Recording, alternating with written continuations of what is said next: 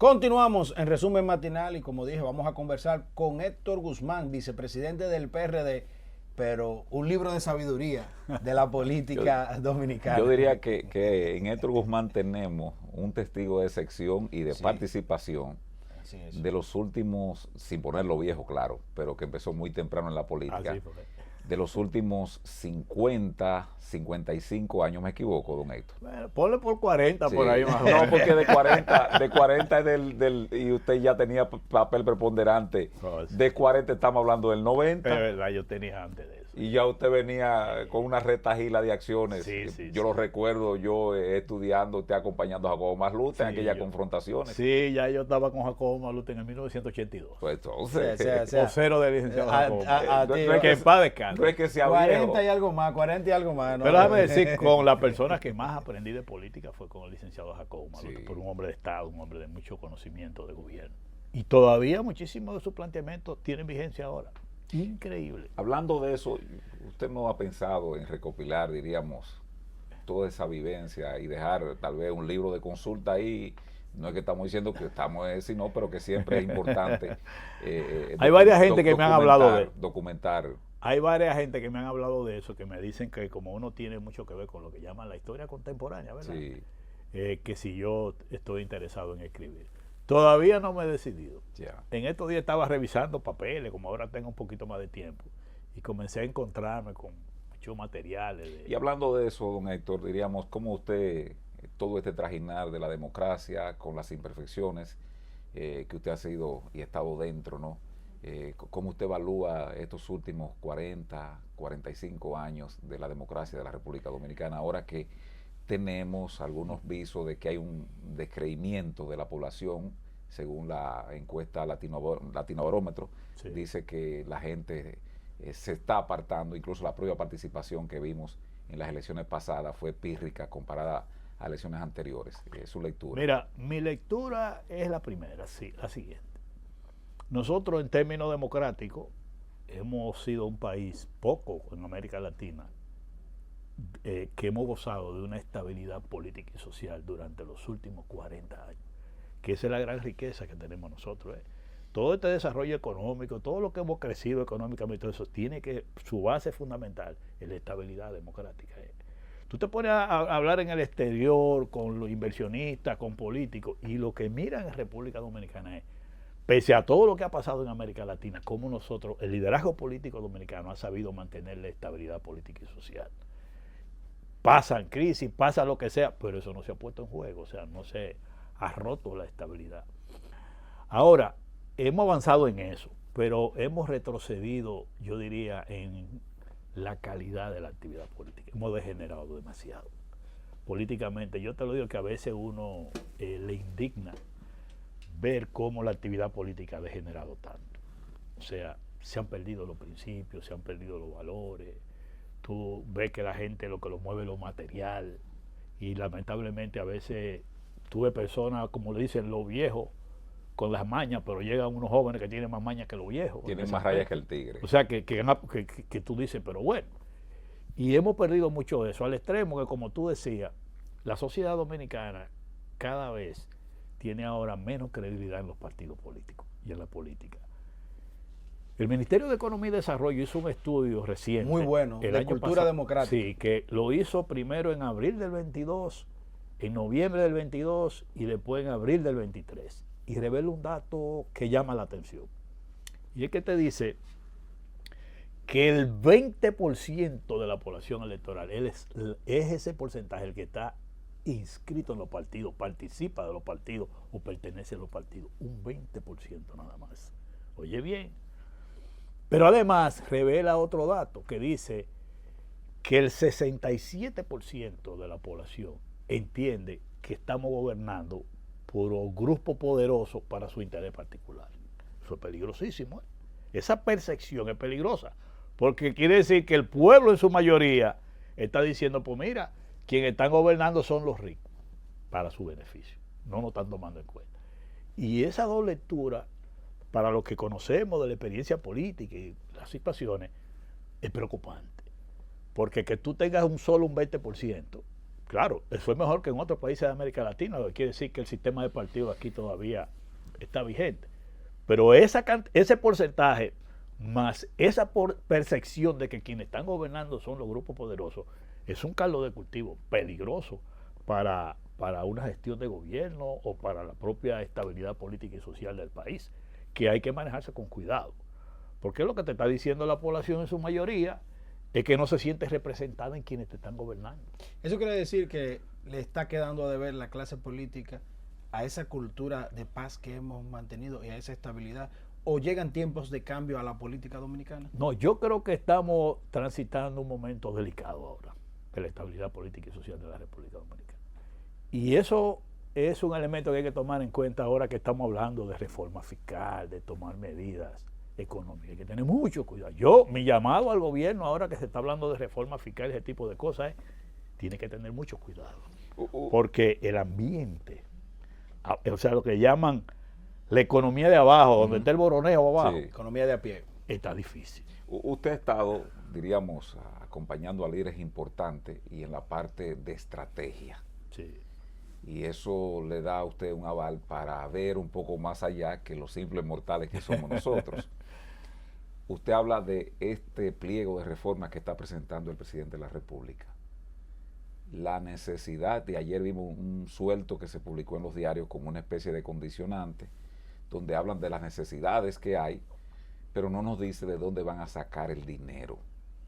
Desde su punto de vista, ¿cuál sería el nicho para ir a buscar esos fondos que dice el gobierno que está entre 110 mil millones y 130 mil? Un piso de 110 y un tope de 130. Yo le voy a decir, el gobierno tiene que entender que los cuartos hay que buscarlo en lo que más puede. La clase media hacia abajo no está en condiciones de pagar un peso más de impuestos. Es insostenible. A veces los funcionarios no se dan cuenta. Por ejemplo, nosotros hemos estado trabajando en las últimas 2 semanas, visitando las provincias en el proceso de evaluación que estamos haciendo con el PRD. Y las informaciones que nosotros estamos recogiendo en cada uno de esos pueblos es preocupante. Y fíjense un ejemplo, la protesta ayer en Baní, por una escuela, se paralizó prácticamente la carretera Sánchez, y de una manera violenta. Pero ustedes se van a Jimaní y a Duvergé por el tema de los apagones y el agua. Prácticamente los dos pueblos, sí, los dos pueblos estaban en la calle con quemadera de goma. O sea, esas son señales que te dice a ti cómo la población ya se está desesperando. Entonces, en una reforma fiscal como la que el gobierno pretende hacer, que no cuente con aumentar el impuesto a la clase media y pobre para abajo, no hay condiciones para eso, no lo resiste la población. A mí me llama la atención en las recomendaciones que aparecen del Fondo Monetario hoy, que dice que hay que reducir los subsidios en el sector eléctrico. Eso para mí es preocupante, porque estamos hablando de los apagones, ¿verdad? ¿Cómo van a reducir los subsidios? Aumentando la tarifa de un servicio que usted no está dando. Porque el subsidio no es más que lo que la gente, la pérdida y lo que la gente no puede pagar, lo paga el gobierno, lo paga el Estado. Pero ¿cómo por la ineficacia del Estado. Sí, claro, por el problema que tiene, que fracasó el sector eléctrico en estos 4 años, sin lugar a dudas, y todo el mundo lo sabe, el propio gobierno lo sabe. Ahora, esa deficiencia, ese fracaso, se ha estado pagando con un deterioro en el servicio y con un aumento de la tarifa. Y por tanto, eso ha implicado un mayor subsidio. Bueno, ahora, ¿cómo tú vas a bajar ese subsidio? Que es lo que te está diciendo el Fondo Monetario. Entonces, yo diría, miren, la población de la clase media hacia abajo, en este momento, en esos recorridos que nosotros vamos, primero con los apagones es una irritación colectiva y peligrosa que hay. Segundo, con el alto costo de la vida, insostenible. La gente cada vez que va al colmado, va a un supermercado, es un grito lo que hay.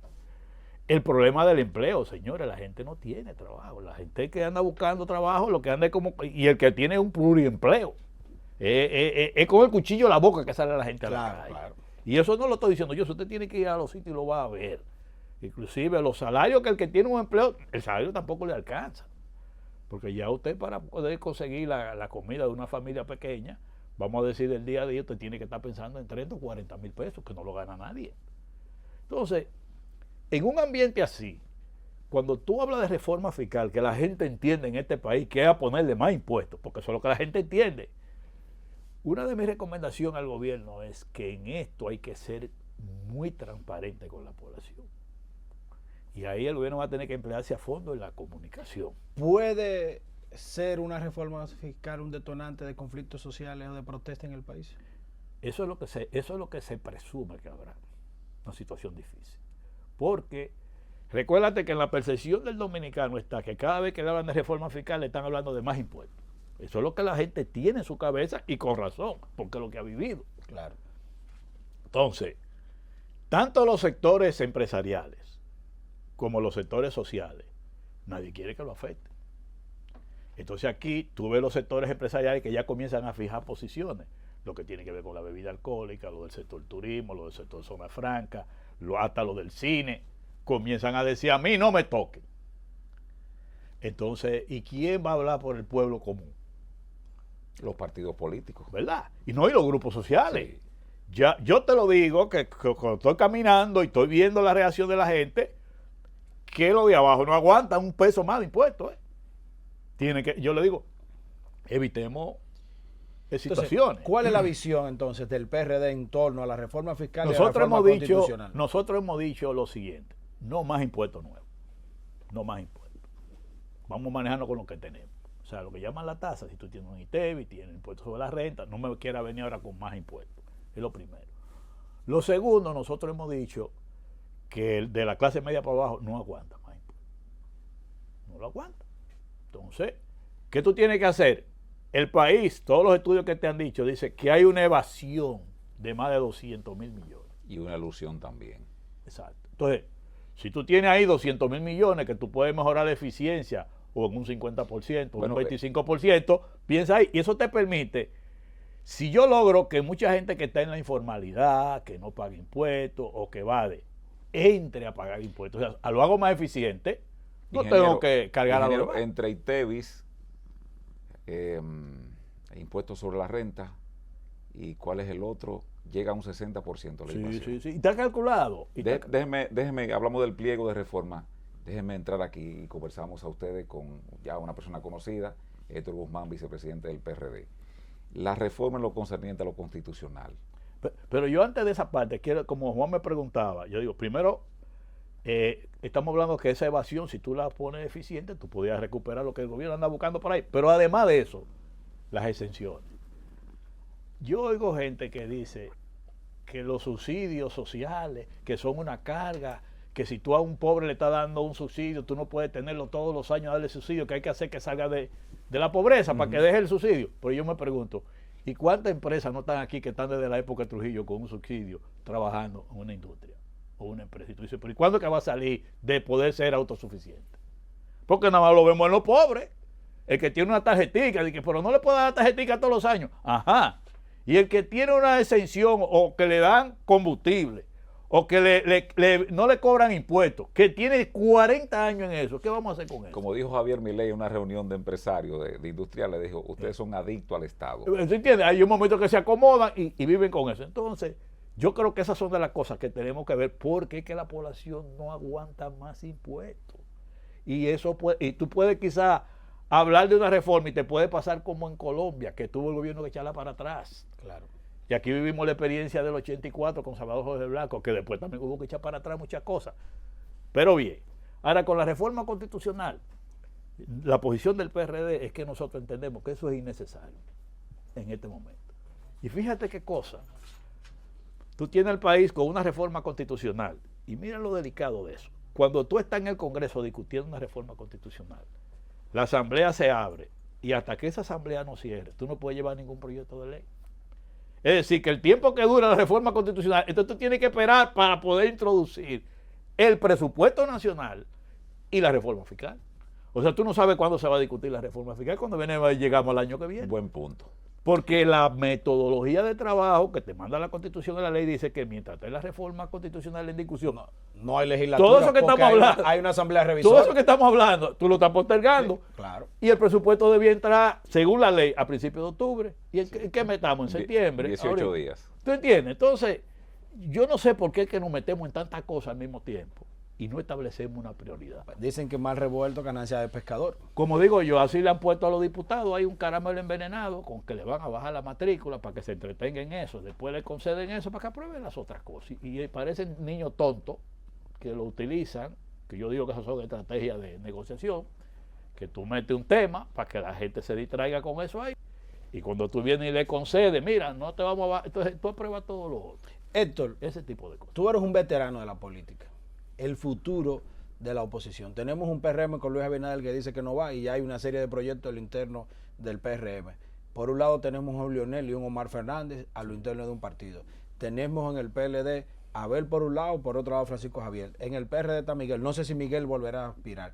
¿De qué dependerá el éxito de la oposición de cara al futuro? Mira, es muy temprano para uno vaticinar, muy temprano. Uno va viendo más o menos cómo se va comportando el panorama y va perfilando. Pero yo pienso, según voy viendo así, que aquí en el panorama electoral que viene vamos a tener candidaturas jóvenes. Pienso que sí. Sí. Pienso que sí. ¿Se cierra el ciclo? Sí, pienso que los veteranos van a auspiciar a jóvenes.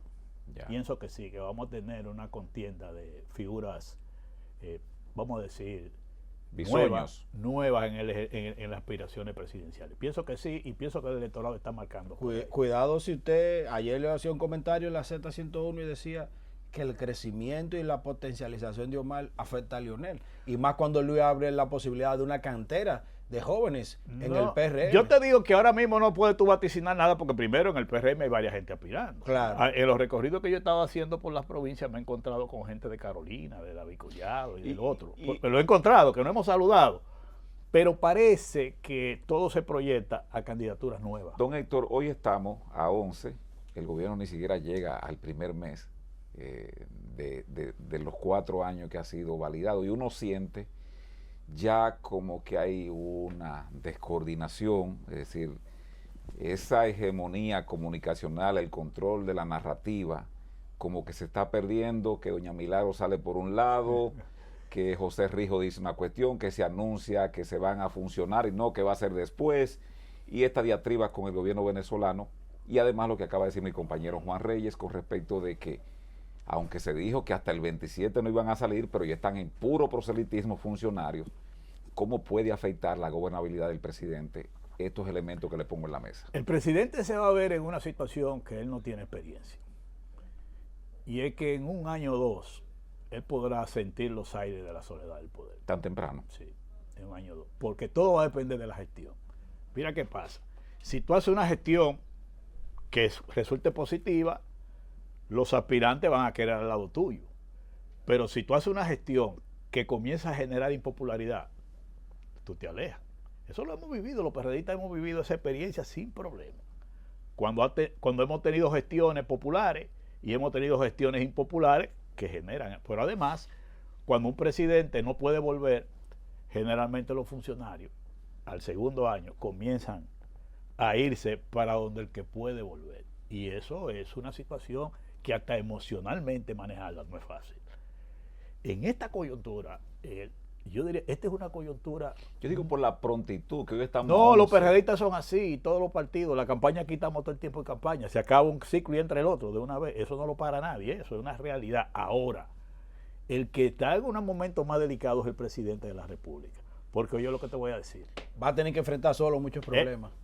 Yo creo que, y ahí es que yo digo, que en la coyuntura que está el presidente Luis Abinader, él como presidente, que es el líder, vamos a decir, del país, por su figura, debía de propiciar el diálogo, el entendimiento entre todos los sectores del país, comenzando por la fuerza política, para enfrentar situaciones que se van a dar con problemas que son del país, no de un partido ni de un gobierno en particular. Ese debe ser el papel fundamental del presidente de la República, liderar, de impulsar, de buscar el entendimiento con los actores principales de la sociedad dominicana para enfrentar situaciones como la que hemos hablado, el tema salud, el tema educación, el tema electricidad, el de los apagones, y esta reforma que y el tema haitiano, y el tema que es el principal tema que el país tiene de las relaciones con Haití. Y por ejemplo ese tema con Venezuela, que ustedes han visto, el sábado pasado, después que yo vi las declaraciones del presidente, Yo dije en un espacio de televisión, mi experiencia política me dice que es un error del presidente responderle a Diosdado Cabello, por razones elementales. Primero, no es el nivel del presidente, porque la política exterior de otro país la trae el presidente, igual que el de aquí, tú tienes que mantener el nivel. Y segundo, cuando tú enfocas a Venezuela como país y no al gobierno, tú unificas a los venezolanos. Entonces, se cometió el error táctico, y yo creo que lo más recomendable, y todavía estamos a tiempo, es que el presidente, la mejor respuesta con ese tema es salirse de ese debate. Eso no nos aporta nada al país. Y el presidente, yo siempre he dicho que el silencio también es una respuesta. Así el es. silencio, nosotros lo que sabemos políticos, cuando iba a entrevistarnos a los Hogar Reyes, los temas delicados, ¿qué usted quiere? No tengo opinión. Esa es una opinión. Agradecer al amigo Héctor Guzmán, vicepresidente del PRD, por estar con nosotros. Héctor, ¿qué yo dije? encantado. ¿Qué yo dije en el introito? Es un veterano. Yo dije. Un veterano, conoce el día a día, el interín de la política, y vamos a tenerlo después por acá. Y vamos a ver si traemos pronto al ingeniero Miguel Vargas Maldonado, quien también es un amigo, quien es presidente del PRD. Gracias, Héctor. Gracias a ustedes. Un abrazo por acompañarnos y agradecido. A ustedes, muchas gracias. Gracias a ustedes por acompañarnos. Mañana será otro día para reencontrarnos acá en Resumen Matinal. Buena conversación.